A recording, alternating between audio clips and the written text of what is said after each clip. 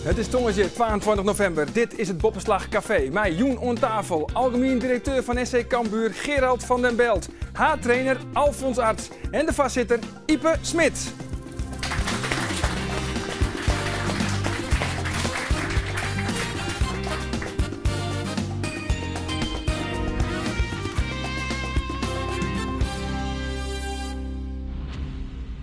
Dit is de vlaggen van Barbados. Waarom we daar maar beginnen? Vanzelfs geel en blauw, de kleuren van Cambuur. En de Trijetosk, symbool voor de bepaalde man bij de club. Trainer Alfons Arts, directeur Gerald van den Belt en de grote baas Ipe Smit. Van der Belt komt in 2009 naar Cambuur. Hij had Zwolle financieel zoen maken en stampt een nieuw stadion uit de groen. Dat maakt ek in Ljouwert. Maar al vlug vallen de eerste lieken uit de kast. Cambuur zit financieel onder A-groen. De club liep op de grote voet en Van der Belt maakt rigoureus snijden. Hij krijgt stiepen van Ipe, zakenman en Cambuur-fan. Smit luidt de eerste 5 ton op het kleed, de gemeente Ljouwert weer en Cambuur kent een versnelling omheen. Realisme is het toverwoord, geen grote namen meer, maar talenten uit de regio. De zinnen brengt stadig gewoon terug. Alfons Arts is de baas op het veld. Als speler keert hij MVV persoonlijk naar de eredivisie. En dat is echt zijn ambitie als trainer. Hij begon bij Cambuur als rechterhand van Jurie Koolhof, maar had zo'n 2 jaar het roer zelfs in handen. Zijn contract rint na dit seizoen aan. Is hij er nog bij als Cambuur in een nieuw stadion speelt? De club zit al jaren bekend als Sleeping Giant. Maar wanneer wordt de sliepende reus nou echt wekker? Het joeduistige onderkomen is te liet. De groei is eruit. Het maakt meer, het maakt grutter. Nou kamp onder de reek van de Oldenhoven. Wat nou Maradona van der Waarden? Oebele Skokker, de Messi van Ljouwert. Ja, toch? Heren, ja, dat nieuwe stadion. En dan zorg ik liet maar Jim Gerard van der Belt en Ipe Smit. Want ja, dat nieuwe stadion, we hadden er al zo lang over. Komt dat er nou of komt het er net? Ja, dat kan. Nou, dat komt aardig in de richting. Dat spreekt hij wel aan. Dat spreekt mij wel aan. Maar daar zijn we druk mee bezig. Daar liggen concrete plannen bij de gemeente. Daar is ook op verschillende manieren. Hoe groot moet het stadion zijn? Op welke manier kunnen we het stadion gaan bouwen? Het is niet de bedoeling dat daar overheidsgeld aan te pas komt. Maar waarom wordt het zo lang? Want voor u als boetensteenders, we jermen niks en het wordt het zo lang. Nou, als ik het begrepen heb, dan speelt het al het nieuwe stadionplannen al vanaf 1995. Dus wat dat betreft denk ik dat we iets in een grotere versnelling zitten dan destijds.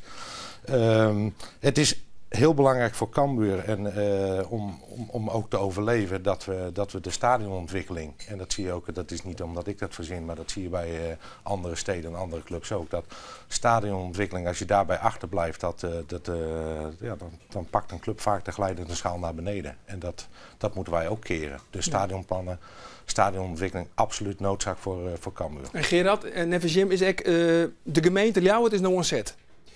Ja. Er liggen een concrete plan van ons neergelegd bij de gemeente. Waarbij een stadion gerealiseerd kan worden met behulp van commerciële ruimtes in het stadion. Dat is niet nieuw. Bijna elk stadion wat ter wereld nu nog neergezet wordt, dat kan niet alleen met voetbal. Dus dat moet commercieel terugverdiend worden. Nou, dat plan ligt er. Dan heb je een bestemmingsplanwijziging nodig. Want op dit moment mag er geen supermarkt bijvoorbeeld bij het WTC komen. Maar je wacht je dus nou met je signaal bij de telefoon van wanneer belt de gemeente Ljouwert? Nou ja, er is regelmatig overleg. En dat hele gebied waar Cambuur onderdeel zou van kunnen uitmaken. Dus de locatie WTC ex-Philips terrein. Daar zou het gepositioneerd moeten worden. Dat maakt onderdeel uit bij de gemeente van een totaal masterplan, herontwikkeling, visie. En dat willen ze eigenlijk in 1 keer klaar hebben. Zodat de ijshal wordt er ook voorzien. Net tegen of naast het Cambuurstadion. En die dingen, in die fase zit het nu. Ja, maar het is pure noodzaak. Een nieuw stadion is geen luxe. Het is voor Cambuur pure noodzaak. Want het stadion staat er nou bij leidt, dat kan ijs net meer. Nee, dat komt mede door de technische staat van het stadion. Maar ook commercieel gezien heeft het geen toekomst meer. Moet er flink aan gerenoveerd worden om het nog weer op niveau te krijgen. En het zal nooit de allure krijgen van een nieuw stadion. Nee, maar als het nou net slaagt, want Jim, de absolute noodzaak, een nieuw stadion. Om wat voor reden dan ook? Als het net slaagt, kun je hem dan voort? Nou, Stap je hem dan op? de club blijft bestaan en wij ook. Ik bedoel, daar zullen we. Ja, daar heeft geen twijfel over. Nee, maar we moeten wel realistisch zijn. Je ziet dat alle clubs die een nieuw stadion hebben, die gaan omhoog. En alle clubs waar dat bij achterblijft, die ontwikkeling, die gaan omlaag. Zelfs NAC Breda is inmiddels behoorlijk aan het dalen. VVV gaat een keer degraderen. De clubs die geen nieuwe accommodatie hebben, of in ieder geval dat perspectief hebben, die gaan naar beneden. En dat zal voor Cambuur ook zo gelden. Ja, nee, maar dat snap ik volledig. Alleen nog uit dat nieuwe stadion, om wat voor reden er dan ook er net komt. Verbinden je hem dan zelfs ook consequenties aan? Of je dat te vieren? Ja, ik wil dat wel. Daar wil ik wel op antwoorden. Als er echt geen zicht meer is, maar dan ook 0,0 zicht op de ontwikkeling van een stadion. En je weet dan dat een club in de glijdende schaal naar beneden gaat. Daar ben ik niet geschikt voor om daar aan mee te gaan werken. Dus, maar zolang daar kansen liggen en het tempo erop kan om dat te bewerkstelligen, dan gaan we er natuurlijk voor. Ja, voor Jim is het stadion absoluut een noodzaak. Alfons, voor jou wie het denk ik prioriteit nummer 1 om Oude Nemanje gewoon te winnen van de Graafschap. Ja, dat klopt. Ja, toch? Want dat is die behoorlijk naar 4 wedstrijden op Riegen zonder oerwinning. Stier er misschien wel wat extra druk op die wedstrijd. Nou ja, je weet als je bij Cambuur werkt dat er altijd druk heerst. Dat snap ik. En dat is ook helemaal niet erg. Maar wij waren wel met z'n allen aan een overwinning toe. En hoe maar dat verneemt maakt, dat zelf echt dat die druk dan neemt? Nou nee, niet te druk. Hè, maar de spelers die worden onrustig. Je zegt maar iedere keer naar die spelersgroep toe van je moet geloof blijven houden en blijven volharden in hetgeen wat we met elkaar afgesproken hebben en waar we mee bezig zijn. En die zijn dan op zoek naar bevestiging en bevestiging is een overwinning. Ja, dan merk je ook de dinsdagmorgen als ze op het stadion komen dat het allemaal wel een stukje vrolijker is. Dan, je wat gezelliger rond daar dan in het spelershoofd. Ja, wat luchtiger en die jongens zijn wat enthousiaster. En voor hun is het denk ik ook een hele opluchting geweest om deze wedstrijd te winnen. Ja, en voor jou persoonlijk, de opluchting, hoe groot weer die na ouder van die wedstrijd? Nou ja, voor mij is het natuurlijk ook een opluchting. Ik bedoel, dus je denkt te snakken naar een overwinning? Nee, natuurlijk. Vooral omdat je in wedstrijden dat je niet eens zo slecht speelt. Veel kansen creëert, maar op een kinderachtige manier achter de feiten aanloopt in wedstrijden zoals MVV en Helmond. En ja, de spelers moesten zichzelf gaan belonen door zelf een keer een wedstrijd te gaan winnen. En gelukkig hebben we dat met elkaar afgelopen maandag kunnen bewerkstelligen. Ja. Ik wil nog even waarom komen naar het stadion. Want Fjouw Wiekelien kwam in het nieuws dat Henk van der Borg uit Ljouwert, die hier een idee over een nieuw stadion met een capaciteit van maar liefst 24.000 taskogers. En hij zei dat hij de financiering zo goed als roen had. Laten we even zien wat Henk van der Borg daar zelf over zei. Een van de grote investeerders is Frighorst BV. En we zijn momenteel bezig dus met een hele grote Duitse brouwerij. En met, mag ik wat zeggen, nog een paar grote investeerders. En ik probeer ook een samenwerkingsverband te maken met Schalke 04 uiteindelijk, met spelersram. Het is allemaal een visie op de toekomst. Ja, wat toch, Jim, heren, doet je hem dit jaar? Nou, ik ken deze man nog een plan. Dat heb ik ook destijds, van toen hebben jullie al eerder gebeld om commentaar. Kijk, wij hebben onze eigen plannen. Deze meneer die heeft in het verleden wel wat meer plannen gehad. Heb ik begrepen indirect, dus nogmaals, ik ken hem niet. Maar het is natuurlijk al heel raar dat je natuurlijk de hoofdbespeler, bewoner van een stadion, dat die in ieder geval niet op de hoogte is. Maar volgens mij heeft Van der Borg wel contact gewoon met jou. Klopt, een paar jaar geleden hebben wij contact gehad. En dat heb ik gelijk gezegd van ja, een stadion voor 35.000 toeschouwers. Ja, dat is natuurlijk allemaal wat futuristisch en dat is niet realistisch. En de hele business case daar... maar hij denkt grut. Ik bedoel, volgens mij moet jij grut denken, toch? Een geerwerkersverbond bij Schalke 04. Ik bedoel, Huntelaar op een bank achter hemmen. Ja, klopt. Er is op dit moment geen plaats voor. Nee, op dit moment geen plek voor Huntelaar. Maar hij denkt grut. En moet je misschien in deze tijd... Affelaar zou nog kunnen. Affelaar zou misschien nog kunnen, al wordt het echt lastig. Ja. Maar moet je net grut denken, vooral? Nee, een club is zo groot als het achterland toelaat. Dat hebben wij natuurlijk ook onderzocht in het kader van de nieuwe stadionplannen. En Cambuur heeft een regio, Leeuwarden en haar omstreken, en dat zou eredivisie waardig kunnen zijn. Maar dan met een stadion van rond de 15.000 mensen. En daar hebben we het dan mee gehad. 15.000 mensen? Ja. En dit plan van de Borg, dat lower je hem net? Je hem lower daar net in? Nee, maar je moet dingen in de juiste volgorde doen. Daarom zijn wij met de gemeente in gesprek over het bestemmingsplan. Ook in dit plan zit een supermarkt verwerkt van hem. En dat kan alleen maar als de gemeente het bestemmingsplan aanpast. En als dat gebeurt, dan zijn er wel 20 supermarkten die misschien nog wel meer geld willen brengen dan dat in dit plan verweven zit. Dus je kan van alles willen, maar je moet in de juiste volgorde aan het werk. En een plan roepen en een plaatje laten zien van een stadion met 35.000 toeschouwers, dat is geen begin. Oké, dus dit plan, we sjoggen ernaar en we zetten het aan de kant. Wat je hem onbelangrijk. Nou, het heeft in ieder geval aandacht. De aandacht vond ik wel prima in ieder geval. Stadion. Ja, maar dat is het dan ook. Dat is het dan. Oké, het sportieve derm weer. Want de Grutte namen binnen Fort. Dan neem ik een paar man als Sander van der Heijden, Ozan Turk, Leon Hezen, Mark de Vries. Maar wat er nou op het veld zit, is dat nou eigenlijk volle minder? Nee, dit zijn jonge, talentvolle spelers die midden in hun ontwikkeling zitten. En deze jongens die je net noemde, ja, die waren toch aan het eind. Of een aantal jongens waren toe om een volgende stap te maken. Dus die hebben we ingeruild voor spelers die het allemaal nog kunnen en moeten laten zien. Ja, een van die jongens is een mooi voorbeeld van een regionaal talent. Dat is Oebele Skokker. Hij kan vanzelfs oer van topklasse Harkemasse Boys. Presteert hij nou boven verwachting? Ja, absoluut. Ook Oebele, die hebben we naar onze club gehaald. Met de intentie om het eerste jaar te laten wennen aan het niveau. Hoe je het went of keert, hij gaat van 2 keer trainen gaat hij naar 7, 8 keer trainen in de week. De wedstrijden zijn toch op een iets ander niveau als dat hij gewend was. Ja, en als je ziet hoe hij zich op dit moment profileert, ja, dan is dat prima voor ons en voor hem ook. Alleen we moeten heel voorzichtig met hem zijn, omdat de belastbaarheid van hem die kan niet zo blijven gaan als hij op het moment is. Dus we moeten ook daar heel goed naar blijven kijken, samen in overleg met hemzelf en de medische staf. Om af en toe wat meer verwennen en van het veld afhalen. Ja, want hij is ook een jongen die een soort creativiteit mij mooi brengt. Laten we even jaren wat hij er zelf van zei. Iedereen die heel snel mijn voetbalkwaliteiten in de gaten. Alleen nog de laatste weken heb ik woord met de hupschulen, maar gewoon te volle bij dingen stilstaan. En dingen net fout waren, dwaaien en dat soort dingen. Ja, en dat begint al in die holders. Dus maar.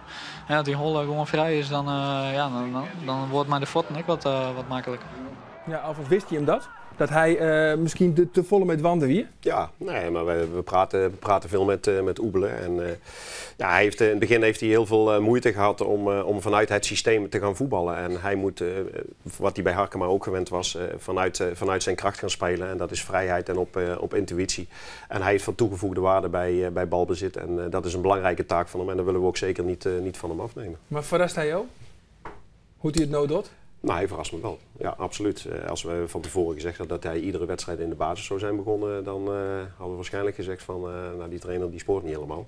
Ja. Maar hij verrast me daarin zeker. Absoluut niet zijn voetbalkwaliteiten, want die staan gewoon buiten kijf. Maar wel hoe snel hij dingen oppakt. Ja, en hoe jou je hem dan vertrouwen? Nou, door veel met hem te praten en een eigen bepaald gevoel te geven. Ik bedoel, het gevoel bij voetballers is heel erg belangrijk. En niet te veel met opdrachten het veld in te sturen. Je weet, hij moet op voetbaltechnisch gebied moet hij van meerwaarde van ons zijn. Daar kan hij van meerwaarde zijn. Ja, en daar moet hij veel in brengen. Dus dat betekent dat hij heel veel aan de bal moet komen. Dus dan ga je met de rest van de spelers aan de slag om heel veel ballen bij Oebele te bezorgen.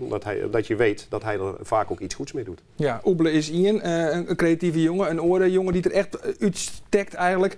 Dat is hem, hè? Dat is toch echt een verrassing? Ja, klopt. Toch? Dat ging je ook net verwachten. Jawel. Wel. Daarom hebben we hem gehaald. Maar het is een jongen die wel... spits is vaak wat ouder. Dan wordt hij beter. Hij is pas 4,25. Dus die jongen die heeft nog een lange weg te gaan. Hij is bewust, heeft hij voor ons gekozen voor 1 jaar. Hij zegt, ik wil bij Cambuur komen. Ik wil 30 goals maken. En dan wil ik naar de Eredivisie. Nou, dat dus hij bloot echt maar hier bij Cambuur? Ja. Nou ja, dat heeft hij heel duidelijk uitgesproken. Of is er misschien ook nog een mogelijkheid dat hij zou in de winter van ik in Fort?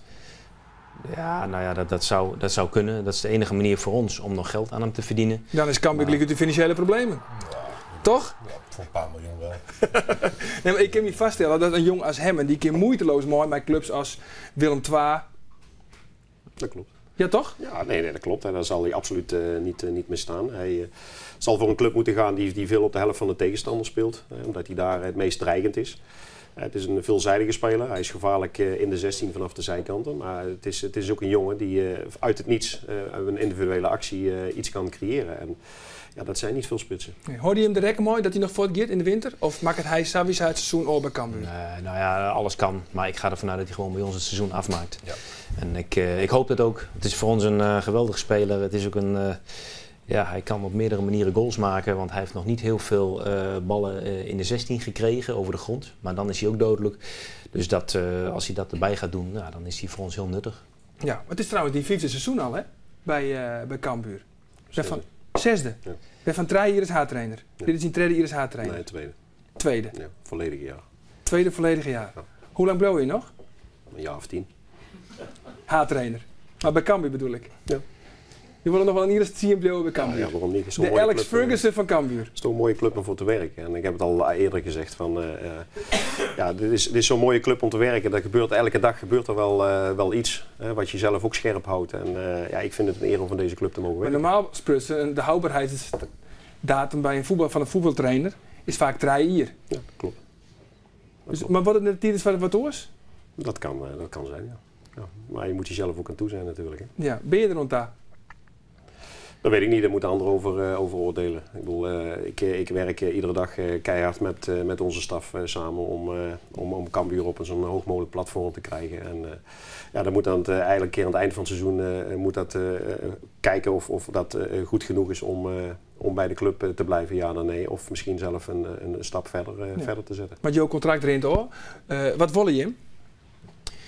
Nou ja, we hebben aangegeven aan Alfons dat we in januari daar een beslissing over willen nemen. Dus daar wachten we op. Weten we eerder iets, dan komen we eerder met informatie. Maar in principe is het januari. Dat is vroeg genoeg voor ons. Ja, en daar was je wel zo lang wachten. In januari. Ja, maar is het net vreemd dat bijvoorbeeld Henk de Jong, je hebt het contract van assistent-trainer Henk de Jong wel verlengd, in 2015. Is het net vreemd dat het contract van de assistent wel verlengd wordt en van de haartrainer net? Nou, dat vind ik niet. Een assistent-trainer is meer een cultuurbewaker voor de club. Met name Henk de Jong is dat. We hebben met Henk wat afspraken gemaakt over zijn contract. Met name het ook mogelijk maken om er een club bij te gaan doen, een amateurclub. OMB is dat geworden. Als je dat pas in januari, februari met elkaar om de tafel gaat, dan zijn alle amateurclubs voorzien. Dus er zat in die zin ook wel wat tijdsdruk op. Ja. Maar is hij echt verlengd, bijvoorbeeld Henk de Jong, om op termijn ooit in de toekomst haartrainer te worden bij Cambuur? Nou, Henk heeft zijn diploma nog niet. Die toelating, daar is er al genoeg over gezegd, denk ik. Daar is het wachtje op, hè? Nou ja, dat is geprobeerd en daar zit een soort puntensysteem op. Maar net als mij is dat nou onpas, dan zal hij sowieso mij dan aan de volgende... Ja, maar dat begint dan ook pas. Ja, toch? Dat klopt, hè? Dat begint dan ook pas, geloof ik, over 2 jaar. Dus dat is nog niet aan de orde. Nee, maar op termijn, als hij dat dan zien papieren, dan zou Henk de Jong op termijn haartrainer worden bij Cambuur. Nou, in het voetbal kun je niet verder kijken dan de volgende wedstrijd bijna. Laat staan dat je over 3 jaar een bepaalde trainer gaat benoemen. Maar Henk is een Friese jongen, is een goede trainer. Dat moeten we zeker niet uitsluiten. En ik denk dat we met Jan Bruin, Henk de Jong, maar ook Sander van der Heijden, hebben we gewoon Friese jongens in huis die de club verder kunnen helpen. En op dit moment hebben we daar een hoofdtrainer bij met een diploma. En dat werkt, dat functioneert. En Henk heeft dat diploma niet, dus dat is verder op dit moment niet relevant. Ja, en die haartrainer, maar dat diploma, dat ben jou. Maar wat willen jou nou graag? Ik wil promoveren met Cambuur. Ja, en dat is maar op de langere termijn. Is er een bepaalde club waarvan je zegt van, dat zoek ik toch, je bent Brabander. Ik bedoel, ik kan me zoiets vaststellen van, een club uit Brabant. Nou, ik zit niet zo gebonden aan iets waar ik naartoe wil. Ik heb wel de ambitie om een keer naar het buitenland te gaan. Dat heb ik als speler zijnde al uitgesproken. En dat zou ik als trainer zijnde ook graag een keer willen. Maar dat spelen, is dat slagen? Sorry, want ik heb de cv net paraat, hier en daar. Dat is als speler niet gebeurd. Nee. Maar als trainer, en welk land dan? Nou, ik heb heel veel affiniteit met Amerika. De sportmentaliteit die daar heerst, dat spreekt me wel heel erg aan. En, het lijntje met Parma is dan ook redelijk gauw makken? Nou nee, ik heb met andere mensen heb ik daar contact. Net bij Alex Parma? Nee. Maar dat zou toch wel het summen misschien wezen? Trainen in Amerika? Ja, bijvoorbeeld, ja. Hey, ik kijk gewoon hoe het naar je stadion. Maar wordt het gewoon net tijd van Cambuur om gewoon... dat er een hele rieke man komt en die Cambuur gewoon keepert? Nou, dat is goed. Ja. Kost die toko? Ja.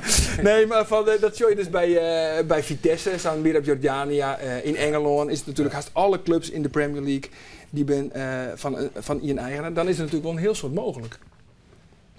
Hoe stel je hem dat je noemt? Als ik daar mag reageren, ik denk dat moet ook bij de cultuur van de club passen. Hè, want de club moet wel de club blijven.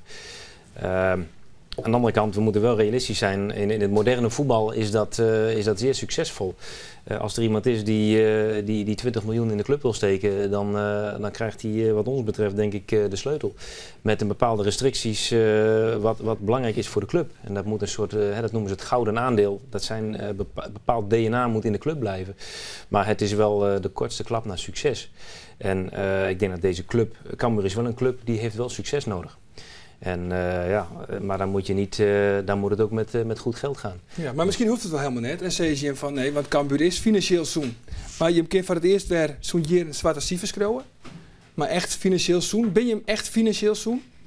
Nou, de boot is aardig volgelopen met water. En als je dat op wil lossen, dan moet eerst het lek moet dicht zijn. En met een sluitende exploitatie is het lek dicht. Er staat nog wel wat water in de boot. En daar moeten we nog mee aan de slag. Ja, want je hebt een negatief eigen vermogen van haast 3,5 miljoen euro. Ruim 3 miljoen euro, ja. Dat klopt. Negatief werkkapitaal, dat betekent zoiets als dat elk seizoen begint. Dat de eerste opbrengsten van het nieuwe seizoen al op zijn om het oude seizoen door te komen. Nou, dat is vervelend. Dat werkt niet prettig. Dat zet de club toch elke dag onder een soort liquiditeitsdruk. Nou, dat zijn belangrijke stappen die we nog te gaan hebben. Dat kan door aandelenvermogen aan te trekken en dat kan door heel veel winst te maken. Maar ja, 2 ton winst maken. Het is crisis. Het is crisis. Het gaat op zich, ook de sponsoring, alles loopt, ticketing, dat loopt eigenlijk allemaal prima. Maar om even een paar miljoen in een exploitatie van 3,5 miljoen te verdienen, ja, dat lukt niemand. Dus we zijn hier heel blij mee. Maar er moet nog wel wat gebeuren. Ja, want de financiering van het stadion, wat Jim dan veregent, is dat al roem? Nou, financiering, dat is niet rond. Alleen als je een business case dicht hebt, noem ik het altijd maar, dan is de financiering het laatste hobbeltje. Ja. Dus dat is het probleem. En dat gaat ook buiten Cambuur om in de basis. Dus Cambuur moet een aanvaardbare huur hebben in een nieuw complex. Die draaglijk is in de exploitatie. En als we dat kunnen realiseren, dan is het prima. Ja, maar dat ik me net vergis. Josien toch ook aan de basis van het nieuwe stadion van Zwolle, toch? Ja. Klopt. Maar dat is wel het lelijkste stadion van Nederland, toch? Ja, nou ja, dat Of niet, Alfons? Nou, daar kan wel iets aan gebeuren, ja. Nou, ik zou een keer het stadion in, toen stond ik in het ziekenhuis, dat zit ernaast. Dus dat leek weer op. Ja, nou ja, ik kan één excuus bedenken dat de tekening was er al toen ik bij Zwolle kwam. Ook daar heeft het vrij lang geduurd voordat het daadwerkelijk gebouwd is. Maar ja, Zwolle betaalt minder huur dan Cambuur. Je ziet wat het commercieel, de begroting van Zwolle is op dit moment bijna 8 miljoen. Dus het is wel heel succesvol voor die club. Ja. En dat is hier ook mogelijk. Sterker nog, in Cambuur is veel meer mogelijk dan in Zwolle. Mooie lessen van deze uitsturing. Tieren, dank voor je komst naar het Boppenslag Café. Ons Safier, ons Nijwieken. Dag. Heren, hartstikke mooi. Dankjewel. Top. Wij zijn er maar van de week